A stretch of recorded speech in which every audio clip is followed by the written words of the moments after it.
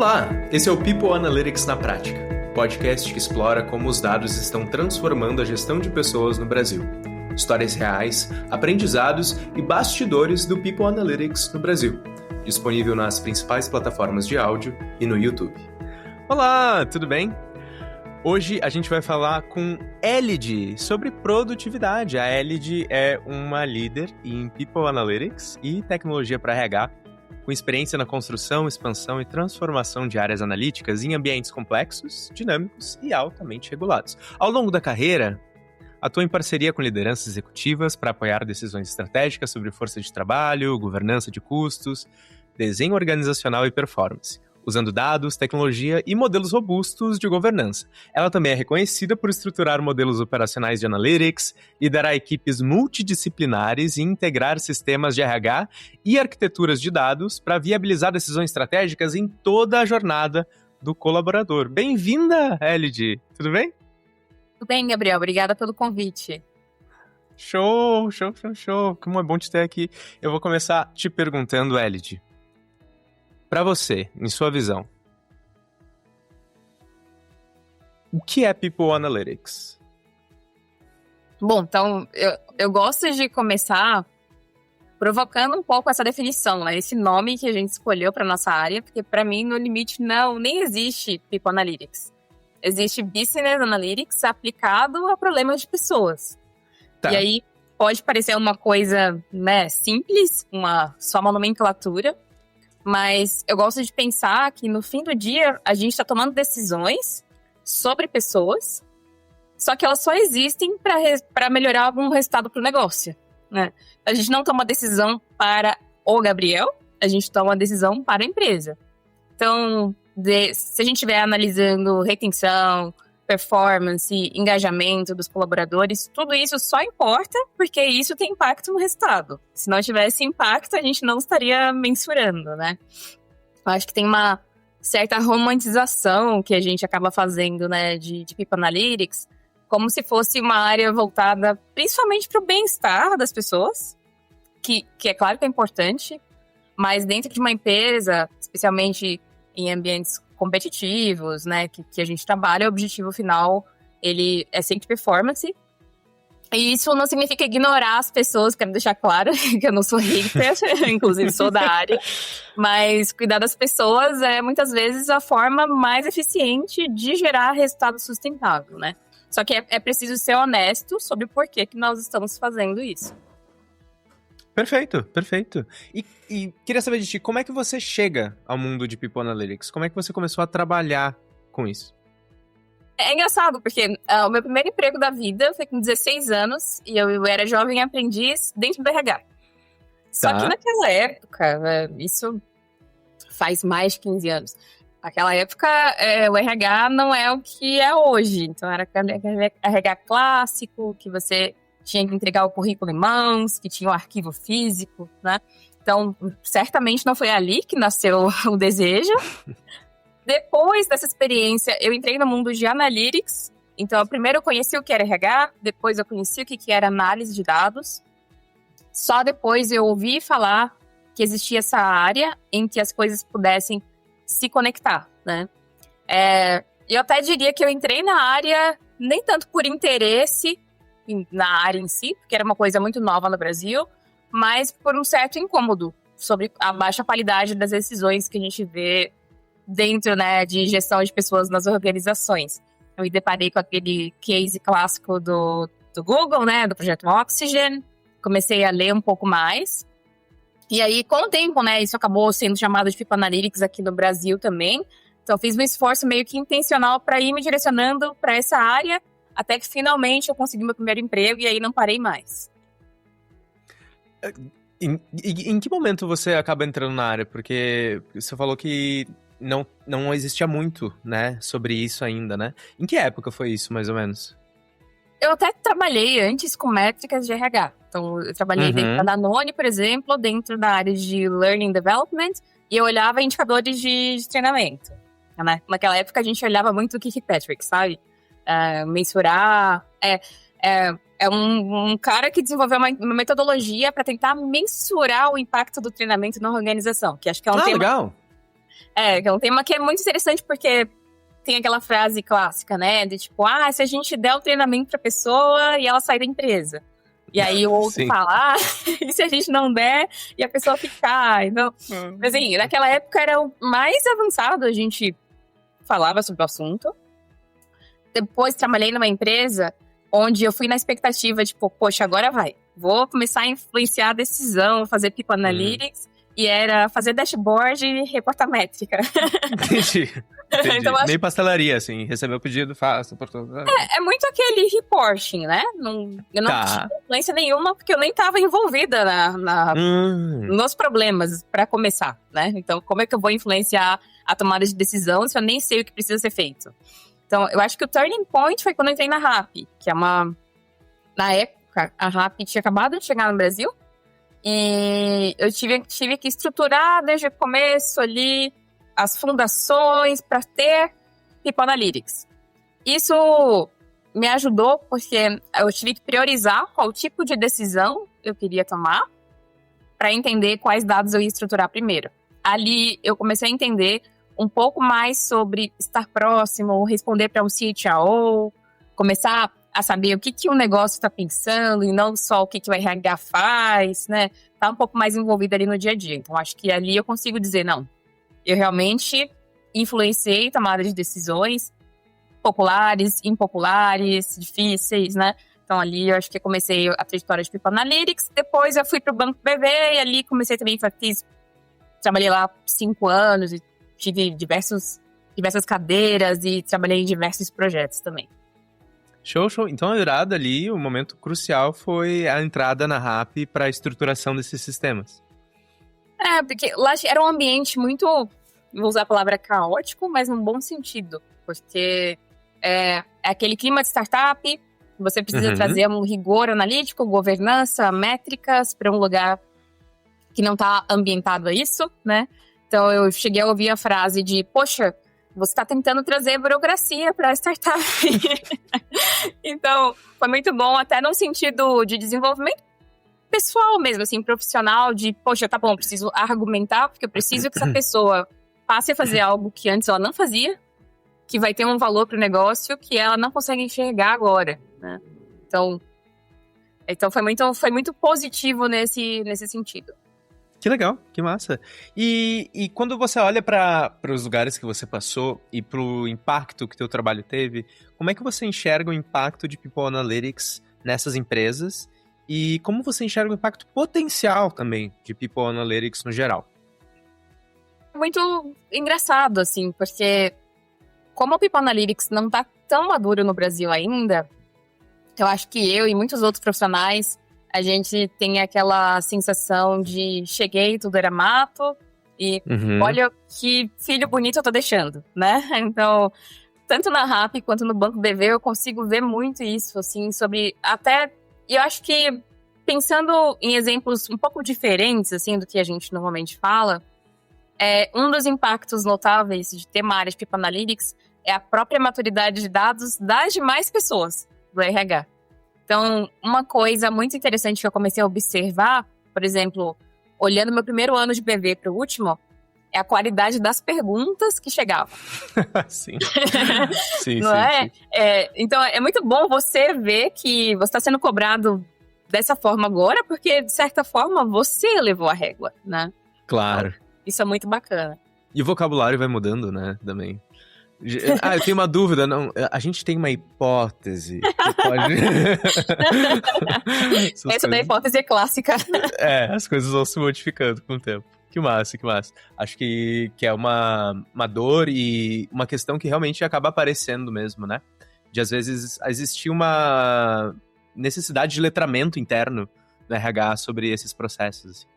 Sim, eu acho que um indicador muito positivo também de que sua área de People Analytics está indo bem é quando alguém de fora do RH te procura. Então, quando você vê alguém do negócio acionando você para resolver um problema que outrora você nem imaginaria que isso poderia acontecer, né? Você achava que ia atuar ali num silo ali dentro do RH e você não quer sair disso, né? E quando você começa a ser acionado pela área comercial, pela próprio CHRO para tirar alguma dúvida, né? Enfim, então isso vê o quanto que teu papel é relevante ali na organização. Perfeito. Eu acho que eu passei pelas questões iniciais aqui e a gente pode começar a falar sobre o que a gente ia falar hoje, que é produtividade. Quer nos trazer o que é esse conceito, Elid? Por que a gente tá falando disso? Assim, eu pensei da gente falar nisso porque, na verdade, é pra gente conversar mesmo, porque eu acho que é um tema que tem me interessado bastante, né? Como que a gente mede produtividade, é um tema que tá em alta, né? E eu fico pensando em como que, às vezes, a gente faz isso de forma muito equivocada, né? Porque, assim, existe uma tendência grande de a gente usar proxy simples, né? Então, hora de trabalhada, volume de tarefas, número de entregas, né? E aí, essas métricas, elas capturam a atividade e não necessariamente geração de valor, né? E aí, assim, tem vários eventos recentes, né, que falam sobre isso. Até a própria mudança da escala de trabalho, a gente começou a ouvir produtividade no jornal das 8 da manhã às 10 da noite, né? E aí a gente não para analisar, tá bom, o que é ser produtivo, então, né? Então, isso eu falei, bom, acho que seria um tema legal pra gente explorar e até explorar com as outras pessoas aqui de People Analytics que, porventura, estiverem ouvindo, né? Pra gente começar a discutir mais sobre isso. Perfeito. Isso me lembrou também a questão do token maxing, né? Que tá acontecendo nas empresas que estão abrindo aí API para mexer em IAs, e daí quem gastar mais tokens, quem gastar mais dinheiro da empresa com IA acaba sendo, nossa, uma estrelinha, né? E como se isso fosse produtividade, né? Como se a pessoa estivesse sendo produtiva ao gastar muito. É incrível como o ser humano acha maneiras, né? E daí tem gente automatizando umas coisas ridículas só pra gastar mais tokens e aparecer, assim.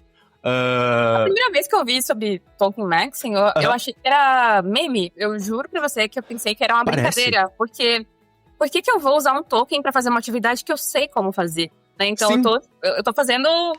desperdiçando recurso, né? Eu tô desperdiçando água porque eu vou ser medido dessa forma. Exatamente. Mas é engraçado, né? Porque tem aquela frase clássica que fala que quando uma medida vira meta, ela deixa de ser uma boa medida.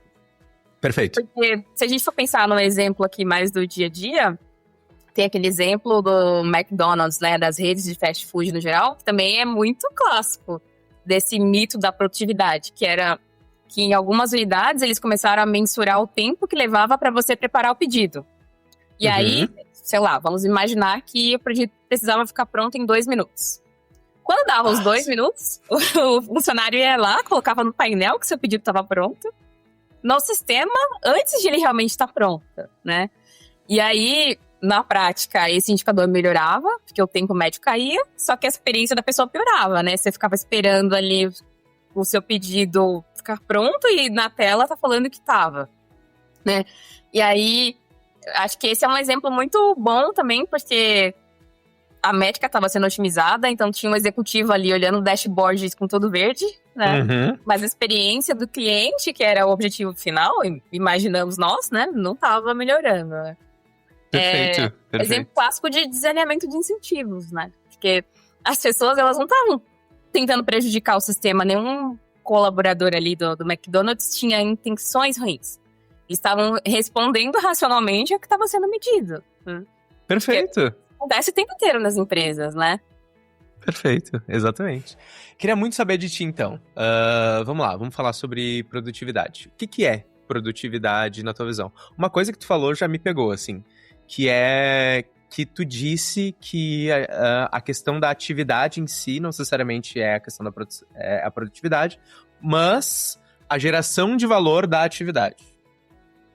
Me conta mais, ou conta mais pra gente, né, no geral, sobre isso.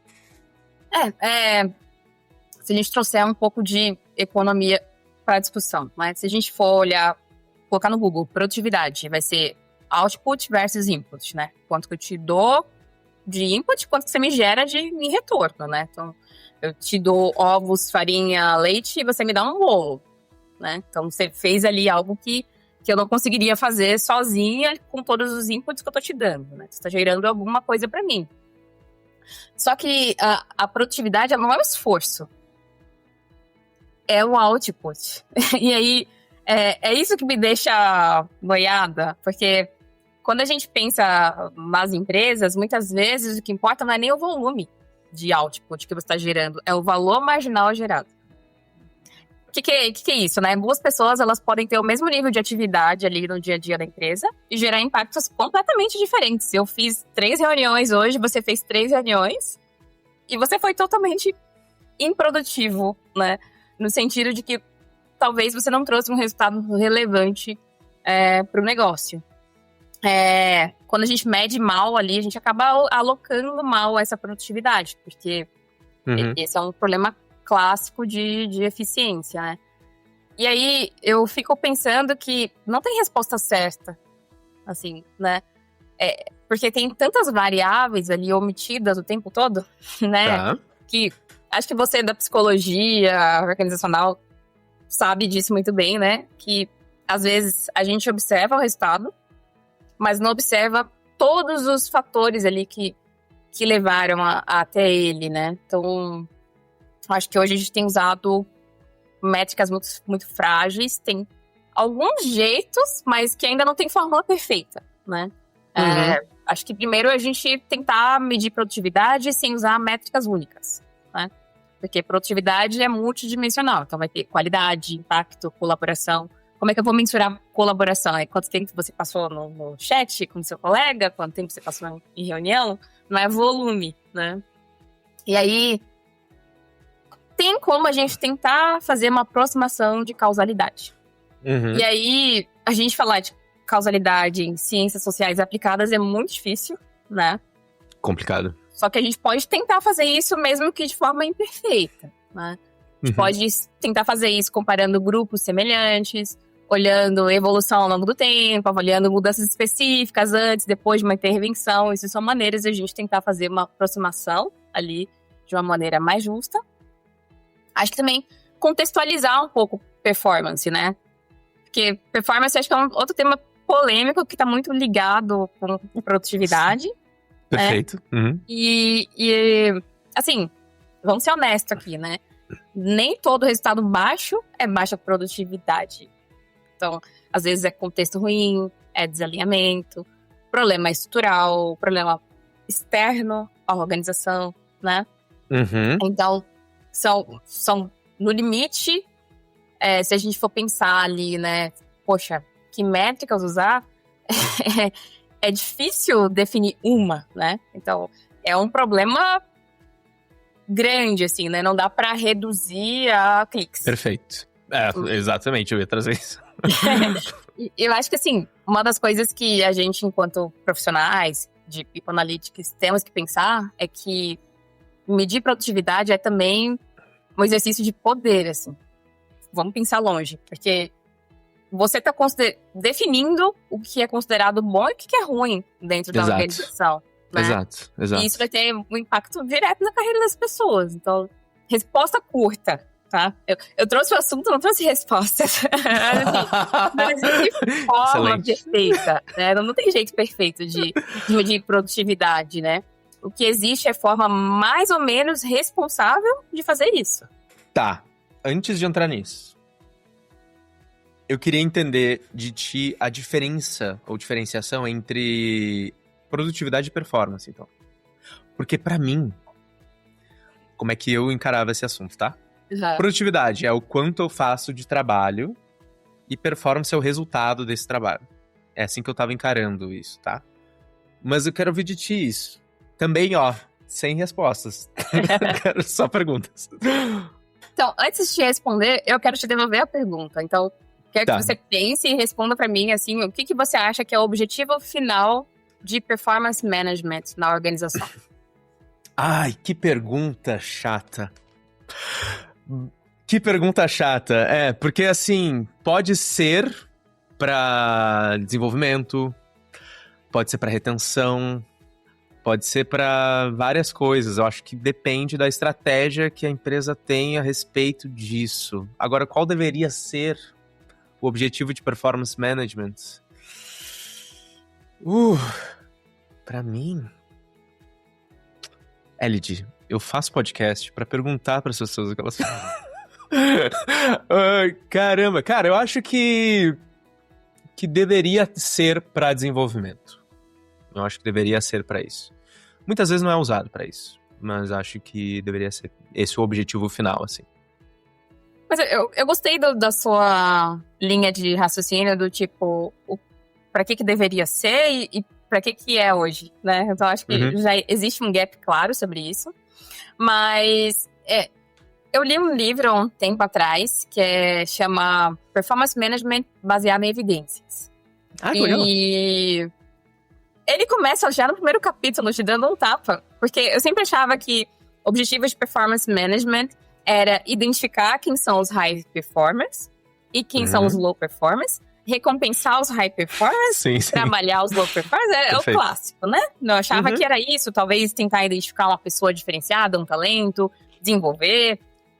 No final, esse livro fala que o objetivo de performance management é drive business performance. E aí, isso muda tudo. Porque aí eu comecei a pensar muito em performance management como resultado de negócio. Performance management serve para melhorar o resultado do negócio, em primeiro lugar. Depois tem as consequências, né? Que a gente tá falando aqui. Retenção, desenvolvimento e etc. Então, se a gente for pensar na diferença prática entre performance e produtividade, um fala sobre o resultado em si, e o outro fala sobre os meios. Né? Perfeito. Recursos, a forma como os recursos são alocados para atingir esses meios. Então, eu posso ter um vendedor que vai me trazer uma margem de contribuição muito maior do que o outro. Eu consigo objetivamente definir ali o nível de produtividade de cada um. Legal, para drivar business performance, né? Eu fiquei pensando bem, assim, nítido, qual o objetivo da empresa nesse momento, atingir tal coisa, beleza, agora então o objetivo dessa área vai ser conseguir chegar nisso, o objetivo da pessoa individual vai ter que ser trazer tal coisa, mas tudo alinhado a essa estratégia, então, de desenvolvimento do negócio mesmo, né? Nesse sentido eu até gosto, assim, dos modelos clássicos de, por exemplo, de metas, que são no formato cascata. Isso. No final do dia eu tô reduzindo o custo porque eu tô aumentando o lucro. Ou tô aumentando receita porque eu quero aumentar o lucro, né? E como que eu aumento receita? Então, vamos destrinchar isso até chegar em contratar a pessoa certa, para a área certa. E aí vai embora. Perfeito, legal. Então, produtividade é o meio pelo qual a gente atinge performance de negócio, é isso? Vamos pensar dessa forma. Eu acho que é uma forma... Tá bom. Pra ti, Elid, quais jeitos existem de se mensurar a produtividade? Assim, pensando também no o que existe hoje versus como talvez deveria ser. Porque assim, a gente já falou sobre algumas coisas aqui, né? Tem como puxar horas trabalhadas daqui a pouco, log do computador, tempo que as pessoas estão em reunião a partir de algum workspace lá que funciona para as pessoas. A gente tem como puxar quantidade de cliques, dados, né? Não tô dizendo que assim, dá para só eu abrir um sisteminha e agora já puxar tudo, né? Mas existem possibilidades que já existentes de soluções que permitem fazer essas coisas, né? Que mais? Quantidade de mensagens enviadas, reuniões feitas, logs feitos no GitHub por desenvolvedores daqui a pouco. Quantas vezes fez um commit no GitHub? Tem várias maneiras que a gente tem hoje em dia de pegar o quanto as pessoas estão fazendo coisas, eu acho, né? No trabalho. Essas formas, pelo que eu sei aqui e já vi em alguns lugares, dá pra gente dar um jeitinho de medir errado, né?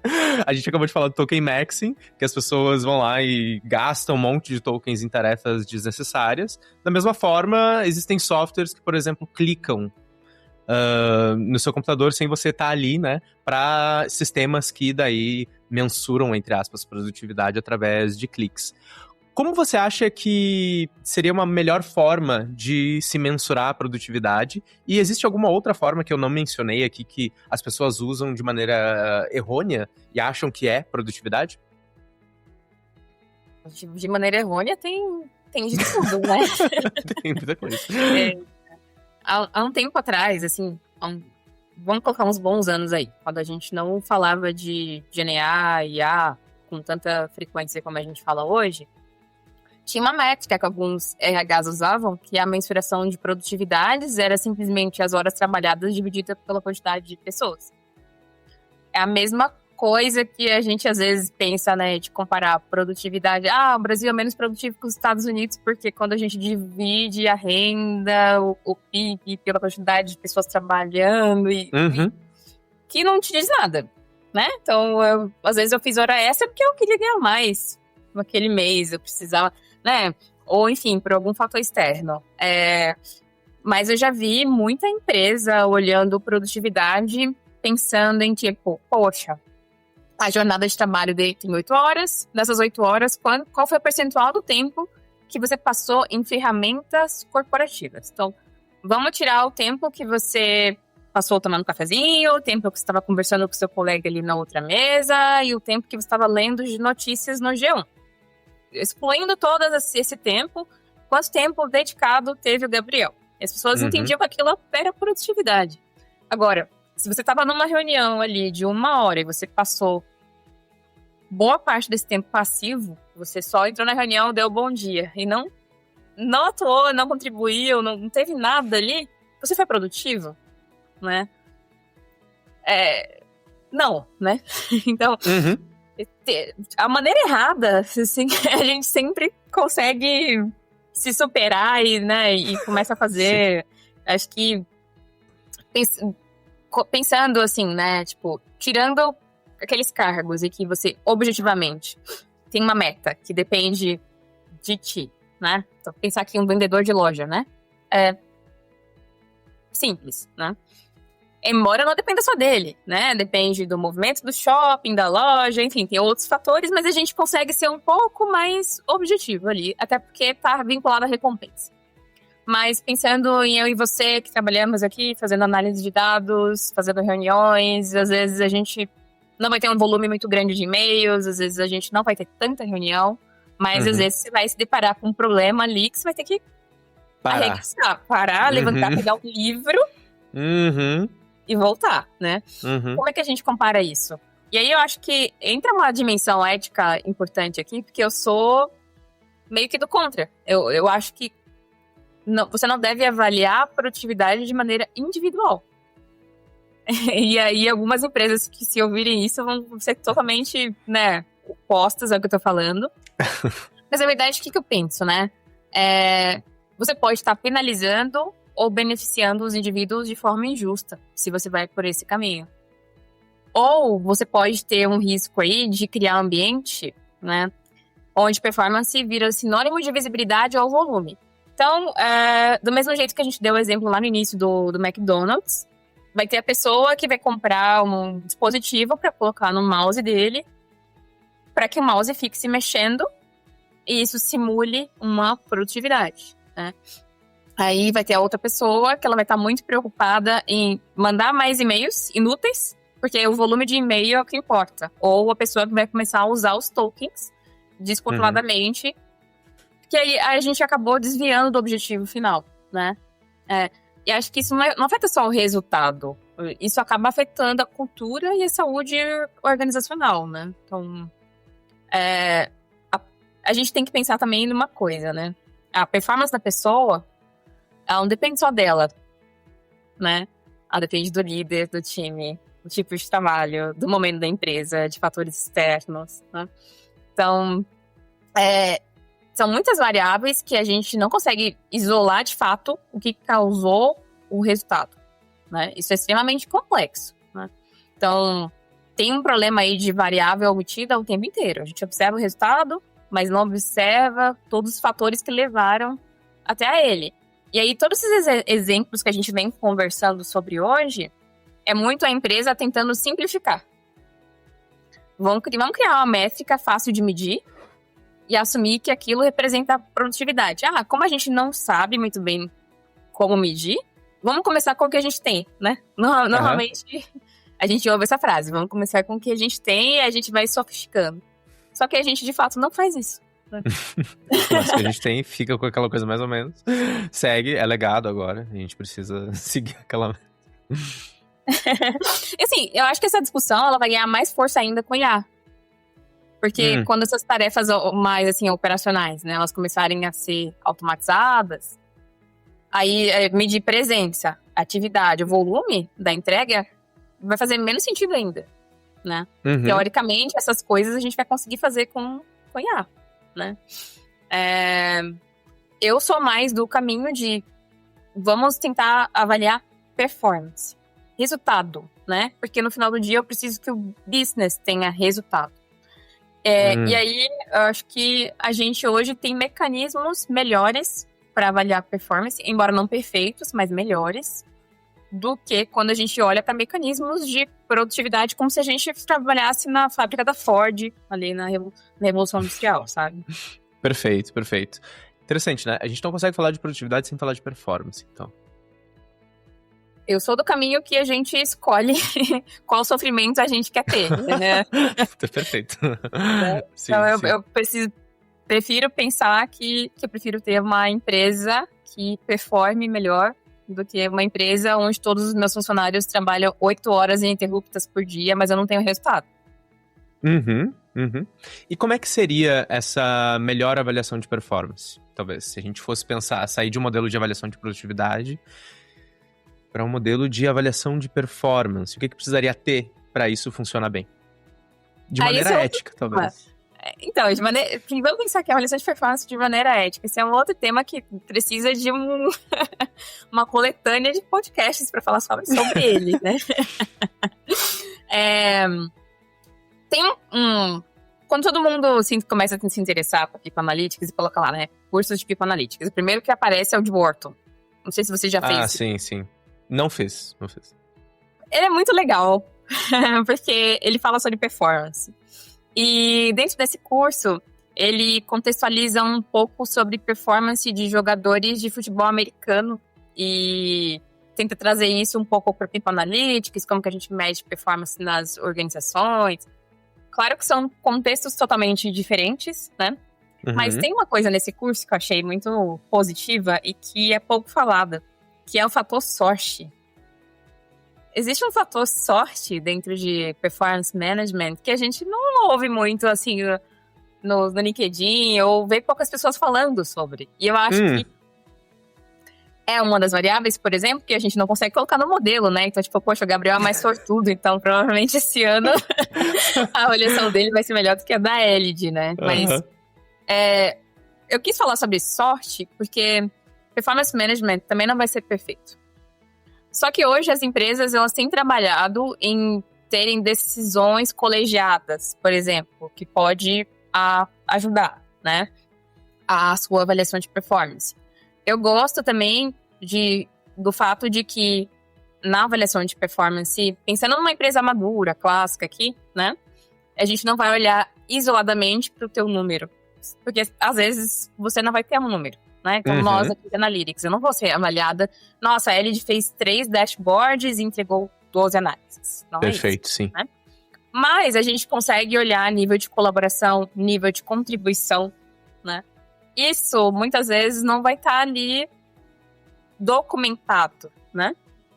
E aí, volta aquele tema que, acho que em toda conversa sobre RH a gente tem, que é sobre ética, né? E sobre o quanto que as decisões que a gente toma ali enquanto RH influenciam as outras pessoas.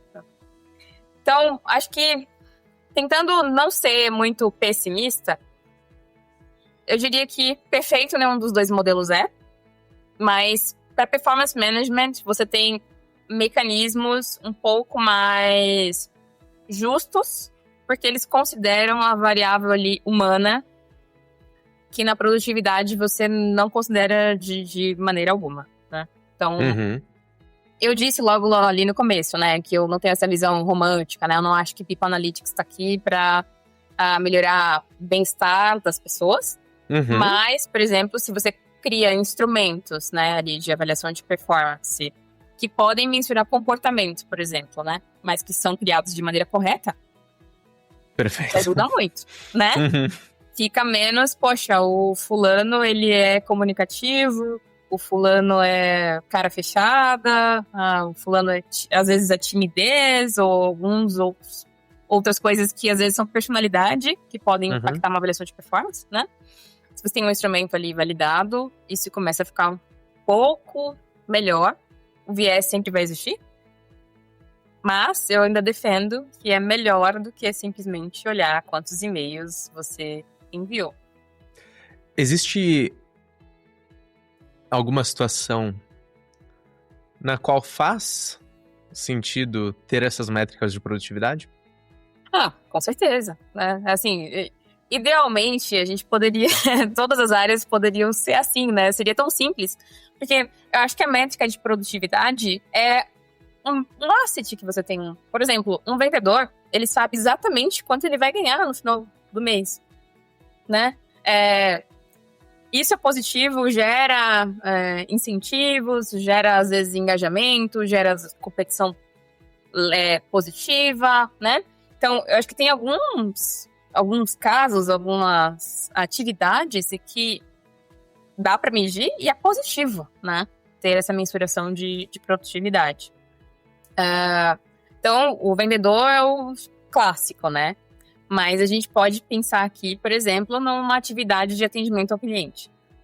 E aí, ao invés de falar, poxa, você atendeu 10 ligações e o atendente ao lado atendeu 20, a gente consegue olhar ali, tá bom, né? Mas qual foi o NPS das pessoas que você atendeu?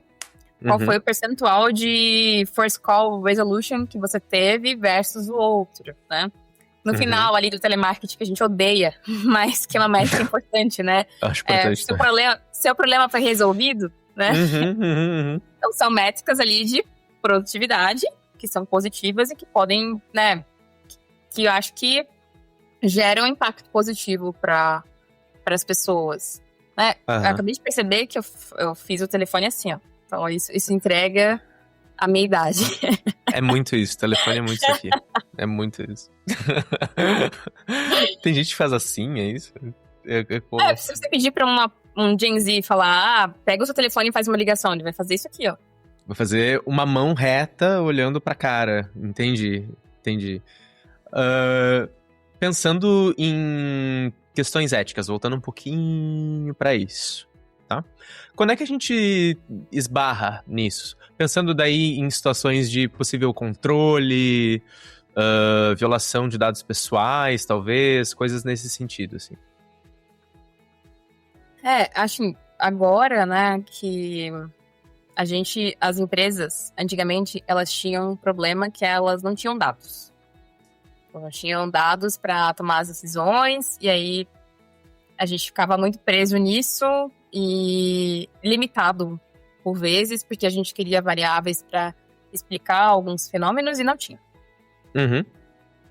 Acho que com o passar do tempo, a gente vai ter o problema oposto, né? A gente vai ter dados até demais. Né? A quantidade de informações que a gente consegue ter hoje, ela é muito maior. E aí, a implicação ética disso é que a gente vai ter que passar a não escolher qual... A gente vai ter que tentar ser um pouco mais cuidadoso sobre qual dado a gente vai usar, sabe? Eu acho que esse vai ser... Eu acho que eu me perdi um pouco na minha resposta, mas você perguntou como ser ético, né? Quais implicações éticas de... Eu vou voltar aqui. Quais implicações éticas a gente pode ter em sistemas de empresas que fazem esse controle? Por exemplo, de quando você acessou, quando você abriu o sistema da empresa, ou de quantos cliques você deu por dia, coisas nesse sentido. O que você vê de implicações éticas quando a gente está falando desse tipo de dados de produtividade? Especificamente sobre esse tipo de dados, né? Que me parece, né, quando a gente tá falando desse tema, dados mais classificados nessa parte de controle, assim, né? Tu tá fazendo o teu trabalho, me parece um olhar da empresa em cima, assim, se você está na máquina nesse momento, trabalhando, clicando, enfim. Acho que também tentando deixar as pessoas um pouco mais tranquilas aqui, porque eu vejo um certo alarde sobre isso, né? que isso não é papel de People Analytics, assim, não é essa função que tem essa atividade. Isso vai mais para um caminho de vigilância, né? Então, se você tem interesse em trabalhar em People Analytics para fazer isso, não é a área, né? People Analytics é outra coisa. Agora, muitas pessoas não sabem que elas estão sendo monitoradas nesse nível. Talvez tenham ficado um pouco mais aware ali quando surgiu toda aquela história do Itaú, por exemplo. Poxa, né? Então quer dizer que, embora quando você entra em qualquer lugar, você assina ali um contrato que fala que todos os dados que você usa ali são da empresa, né? Então, primeiro ficar ciente disso, né? Agora, pensando do lado da empresa, né? Então vamos pensar que tem uma área que faça esse tipo de mensuração, que já chegue num nível ali de invadir a privacidade da pessoa, né? A gente tem algumas implicações, né? Primeiro que acho que tem entendimentos diferentes sobre isso, mas que não é por LGPD ou WPO. Você está usando o equipamento da empresa, você está usando o e-mail da empresa, mas se eu quiser conversar ali no chat sobre uma coisa que aconteceu comigo, com você, né? É uma coisa ali minha. Um ponto que eu acho que aí acaba esbarrando em People Analytics só porque algo pode ser medido, não significa que deveria ser usado como critério de decisão. Perfeito. Tá? Acho que vamos pensar aqui, contextualizar no mundo do e-commerce, né? Então, a gente concede o acesso ali sem ler os termos e condições para a empresa de e-commerce, por exemplo, acessar tudo que tem no nosso celular. E aí a empresa começa a ver que você comprou um teste de gravidez, daqui a pouco tem uma foto ali dos 2 sapatinhos, e aí você começa a clicar em coisas que vão para esse caminho e começa a te recomendar, né? Vai embora, né? Imagina você trabalhar num ambiente em que a empresa viu que você tá na carreira A, mas você viu um curso assim mais voltado para a carreira B e a própria empresa começa a te flodar com... Isso para mim é bizarro, terrível. Acho que já é um nível assim de que já ultrapassa a tomada de decisão, né? Então, primeiro, né, a gente precisa tomar decisões high level, que tenham impacto em resultado, negócio.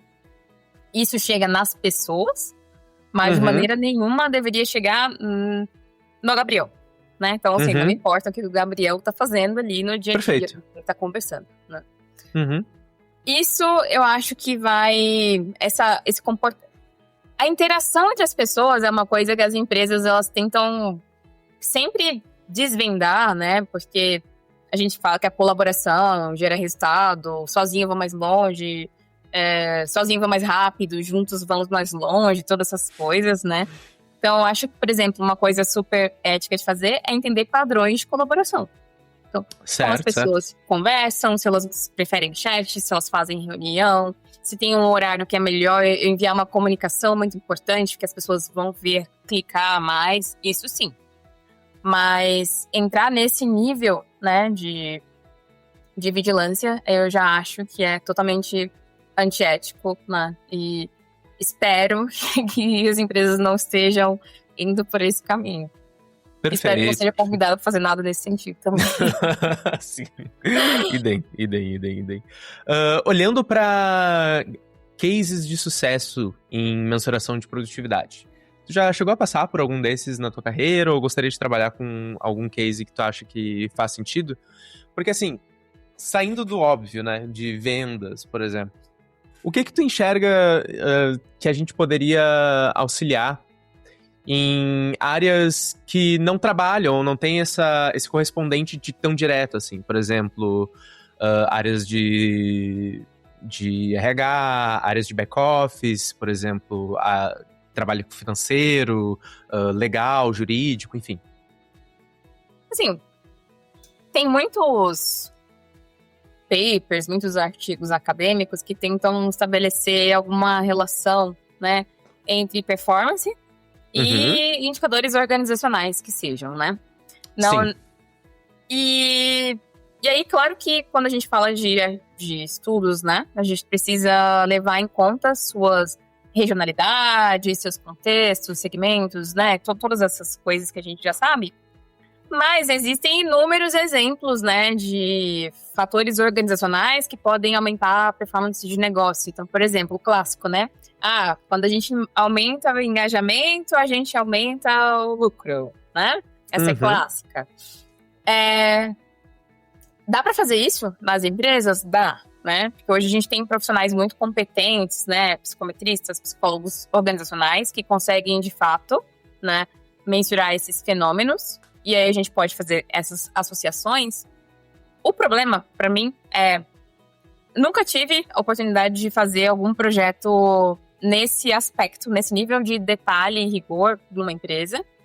Mas eu fico um pouco preocupada, não preocupada, mas no sentido de, poxa, descobri que quando o NPS é alto, isso também ajuda, quando eu aumento o NPS, isso ajuda a aumentar meu ROI, tá? Assim, tá bom, como que eu aumento o NPS, então? Ou então, tipo, percebi que o engajamento dos vendedores mais felizes vendem mais. Como eu faço os vendedores serem mais felizes? Eu fico um pouco mais pressionada, tipo, tá bom, tem um estudo agora, e a intervenção? Certo. Eu não faço isso, né? Eu acho que a gente, às vezes, acaba pecando um pouco nisso, assim. Então, por exemplo, né? O vendedor engajado vende mais. Mas ele vende mais porque ele é engajado ou ele é engajado porque ele vende? Né? Então, se tiver um problema aqui econômico gigante, e aí tá muito difícil, as pessoas não estão comprando esse produto, que outras... Ele vai estar engajado, porque isso vai ter um impacto diretamente no financeiro dele, né? Perfeito, sim. Então, essas coisas me prendem, assim, eu queria ter tempo pra me dedicar só a isso, assim, tipo, sem trabalhar, só estudar esse tipo de fenômeno. Ótimo. Eu queria te perguntar, Elid, indo pro final aqui, antes, tem alguma coisa que tu gostaria de falar que eu não toquei, talvez? Sobre o tema de produtividade, especificamente, assim, eu acho que só queria estender o convite aí para as pessoas que porventura se interessarem, que podem procurar pra gente, ou até assim, poxa, não, Elid, eu trabalho numa empresa e a gente tem uma maneira aqui, ética, de mensurar a produtividade, né, com métricas objetivas, e a gente entende que é justo, funciona, as pessoas conhecem, então tem um super interesse em conhecer, né? Inclusive, pensando aqui também nos aspectos de quem trabalha remoto e quem trabalha de casa, o que as pessoas têm feito nesse sentido, assim. Então, acho que mais estender um convite pra gente continuar falando sobre. Excelente também. Comentem aí, pessoal, no podcast, em algum lugar, sei lá, se é no YouTube, no Spotify, o que vocês pensam do tema, LinkedIn, sei lá. E a gente vai continuando a conversa. Daqui a pouco eu vou perguntar os contatos da Elid, pra vocês falarem com ela. E eu queria entender de ti, Elid, como é que você vê a evolução de People Analytics no Brasil. Uma coisa que tu trouxe lá no início, retomando, é que, às vezes, aqui no Brasil, se pega um sistema que é inexistente, se cria algo legal, tem um filhinho bonito ali da área, mas isso ainda não é o que dá pra ser, né? Não tá em sua totalidade. Que totalidade é essa? Como é que você vê o futuro do People Analytics no Brasil? O que tá faltando pra gente chegar lá? Queria entender de ti isso. Assim, algumas pessoas que são de outras áreas de RH ou até áreas de Analytics, às vezes estão interessadas em fazer a transição para People Analytics, e às vezes eu recebo mensagens assim, Elid, cheguei aqui na empresa nova, preciso implementar People Analytics, qual ferramenta eu compro, A ou B? Tá. Então, durante muito tempo, assim, eu tenho visto que People Analytics, ele foi vendido quase que como uma promessa de transformação do RH, beleza, mas as pessoas, elas ficam muito concentradas na camada operacional, que é dashboard, indicador, automação de reporting, né? E isso não necessariamente muda a decisão.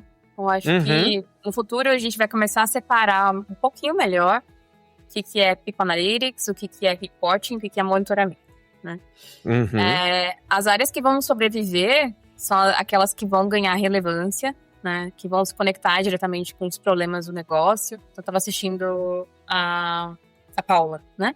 Ela estava falando sobre como que funciona lá na Stone, né? Então, para mim, ali, ela realmente está resolvendo problemas reais, trazendo resultados, mensurando isso, tá? Então, essas áreas, elas vão estar trabalhando em produtividade, eficiência organizacional, retenção de talento crítico, né? Estrutura de custos, alocação de pessoas, né? E isso vai forçar as empresas a discutirem algo mais complexo. O que é realmente aquela geração de valor humano da organização que a gente comentou no começo, né? Uhum. Só que, ao mesmo tempo, eu acho que vai ter uma tensão crescente entre a capacidade analítica e a ética. Porque se no momento que a gente está hoje, a gente já não consegue falar sobre People Analytics sem entrar nesse tema de ética, imagina quando as empresas tiverem cada vez mais dados de comportamento, de produtividade, de interação das pessoas, né? Tem empresa usando reconhecimento facial para saber se você está lá. Com isso, ela sabe se você está na sua mesa, se você está na copa, né? Como eu falei, né? Não é só porque você pode medir algo que isso deveria ser usado como critério de decisão, né? Então eu vejo o futuro de People Analytics menos como uma expansão infinita da área, porque eu acho que em algum momento a gente vai, né, dar uma estabilizada ali. Muitas empresas vão ter, então vai ser mais um papel como um analista de finanças, um analista de recrutamento, que a gente vê em qualquer empresa. Só que isso vai caminhar para uma evolução para algo mais estratégico, mais econômico. Eu espero que também metodologicamente mais responsável, né? Então, eu acho que o futuro da área não vai depender da quantidade de dados que teremos, que nós já sabemos que é muito, mas vai depender muito da maturidade com que a gente vai interpretar e usar esses dados. Tá. Mas da maturidade de uso deles. Quero te perguntar uma coisa agora, olha. Só porque ainda não surgiu muito, tá? E... vou ser honesto. Tô cansando um pouco desse tema no geral. Mas eu vou te perguntar sobre IA. O que que... Eu tô cansada já de IA. Como é que você vê isso na nossa área ao longo dos anos, assim? A minha visão, tá? Só falando um pouquinho porque eu tô cansado desse tema. Explicando um pouquinho mais esse contexto. E eu acho que a gente já tem vários cases que mostram o que dá pra fazer. Assim, sabe? Eu acho que a gente já tá bem nisso. Estamos bem, ok, sabemos como fazer. Vai evoluir, a tecnologia vai evoluir. Ao longo do tempo, quando for evoluir, a gente vai implementando novas coisas. Mas, de alguma forma, eu sinto que o potencial que a gente conseguia entregar de valor de produto talvez já tenha sido entregue por uma estagnação que eu tô vendo, assim, a respeito de novos cases ou novas coisas que surgem a respeito disso, sabe? Quanto mais tem tecnologia, mais eu consigo entender que com a evolução vão sendo feitas novas coisas. Mas nesse momento, sinto que assim, a gente chegou já aqui no que dava pra fazer nisso, acho que sim. Agora é só expandir, fazer em mais processos, né? Mas me parece que a questão não é necessariamente a tecnologia em si, mas a estruturação dos dados, antes de ir pra tecnologia, dos sistemas, a arquitetura de processos, enfim. Queria entender de ti o que tu vê a respeito disso. Cara, é uma boa provocação, assim. Eu falei que eu também tô cansada de IA, porque eu acho que há uns anos a gente pensava, bom, você usa IA no RH? Aí a pessoa falava, Machine óbvio, learning, tem um modelo de turnover. Sim. Não é isso? E agora a gente já tá falando de agentic AI, automação, né? RPA. E trabalho colaborativo com agentes, então já tem gente estudando como é que vai ser essa dinâmica de você supervisionar um agente e dividir tarefa, né? Pra mim, me parece tudo muito... ainda muito sci-fi, assim, pensando, sendo honesta. Tá. Mas o que eu... Assim, se eu fosse dar uma dica, né, pra um estudante, alguém que tá querendo entrar na área agora. Se fosse há uns 5 anos atrás, eu falava, não foca na ferramenta. Ferramenta é importante, mas é fácil de aprender. E no longo prazo vai ser o que vai menos te diferenciar. Então, eu falo a mesma coisa para AI, né?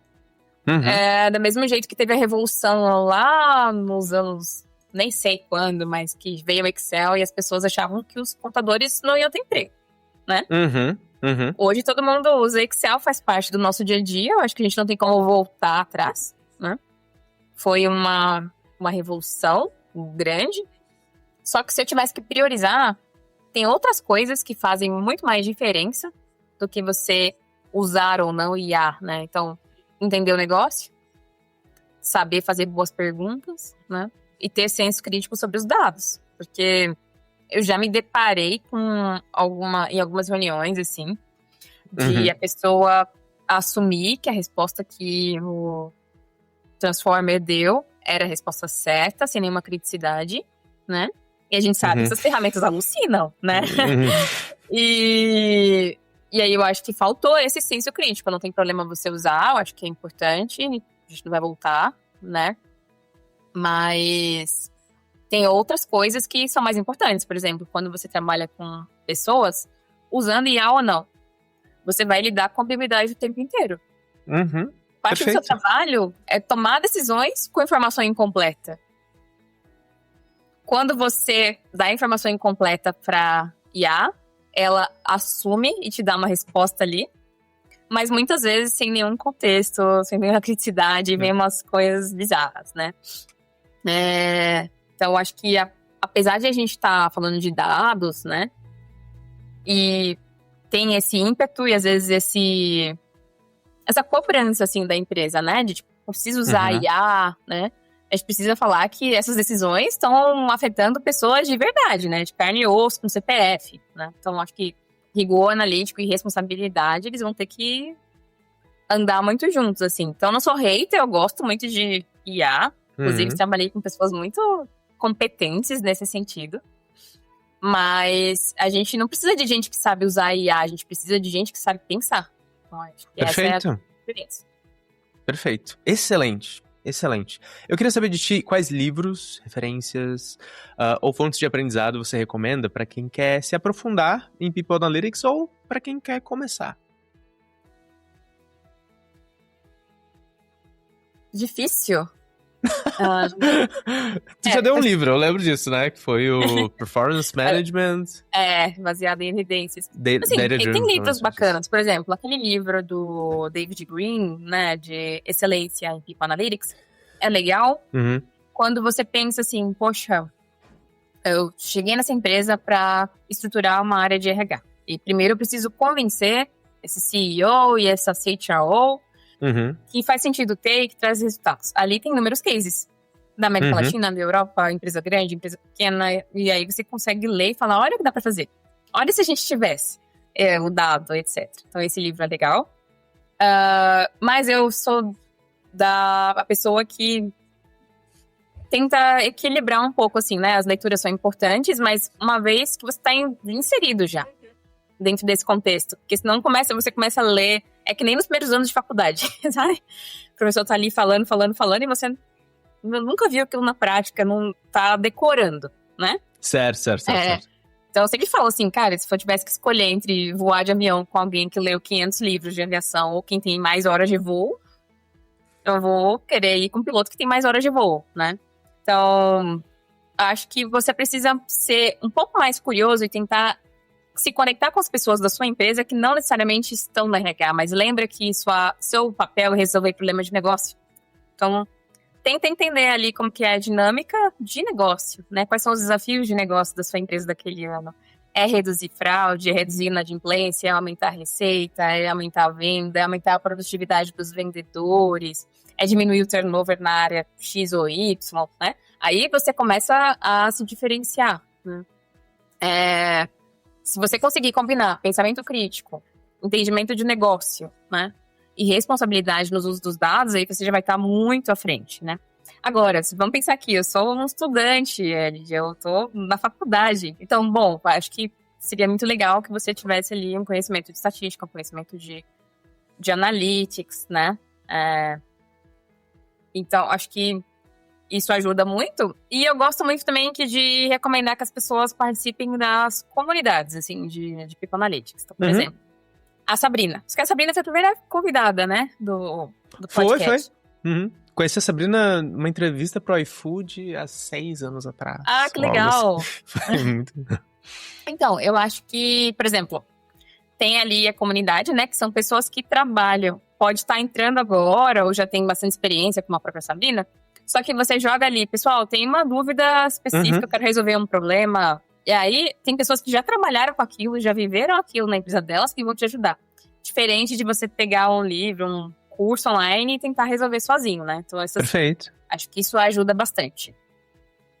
Perfeito. Eu já ia te perguntar agora sobre comunidades, eventos, cursos, mas acho que é isso mesmo, né? Perfeito. Onde é que as pessoas podem te encontrar e acompanhar o seu trabalho? Acho que o melhor caminho é o LinkedIn, né? Se você está assistindo um podcast sobre People Analytics na prática, então você tem LinkedIn, com certeza. E ali a gente se conecta. Excelente, excelente. Tem alguma mensagem final, Elid, para quem tá nos escutando? Olha, assim, eu acho que uma coisa que eu tento conversar, influenciar os meus times, né? E principalmente os mais novos que estão chegando nessa área agora, né? Eu acho que a gente tem que se cobrar um pouco menos e pensar que o papel da análise de dados, né, não é eliminar a incerteza. Não. É reduzir a incerteza o suficiente para tomar decisões melhores. Porque acho que às vezes a gente, enquanto profissionais de People Analytics, a gente fica muito preocupado porque as análises vão impactar pessoas. Diferente de você trabalhar numa área de logística, né? Então, tipo, manda esse caminhão para cá, manda esse para lá. Talvez você atrasou uma entrega, né? Mas é diferente de você falar, poxa, essa pessoa vai ser promovida, vai ter uma progressão de carreira, essa pessoa talvez não seja desligada, essa pessoa talvez vai ser contratada, essa não. Isso pode te gerar uma certa ansiedade, uma certa preocupação, né? Só que a gente tem que pensar que os dados, às vezes, eles vão dar uma falsa sensação de precisão pra gente, né? Então, por a gente acabar envolvendo variáveis de psicologia organizacional, de estatística, de economia, às vezes a gente pode pensar que entendeu o fenômeno. Então, essa análise aqui tá cravado, esse é o diagnóstico, né? Não. Você organizou da melhor maneira a informação disponível que você tinha. Pode dormir em paz. O papel de People Analytics não é dizer a resposta certa. É deixar claro quais são os trade-offs, quais são as possíveis consequências de cada decisão. Tá? Então, acho que a gente precisa ter esse cuidado, né, enquanto profissionais, pra gente também ter um pouco de paz, assim, dormir bem à noite. Excelente, adorei a mensagem, Elid, adorei te receber aqui. Muito obrigado por ter participado do podcast. O prazer foi meu, obrigada pelo convite. Espero que a gente converse mais vezes. Eu também. Tchau, tchau, gente. Até mais. Tchau, tchau. Obrigado por ouvir o People Analytics na prática. Se curtiu, compartilha com alguém que também vive ou quer saber mais sobre o universo de gestão de pessoas com dados. O podcast está disponível nas principais plataformas de áudio, como Spotify, Apple Podcasts e também no YouTube. A gente se encontra no próximo episódio.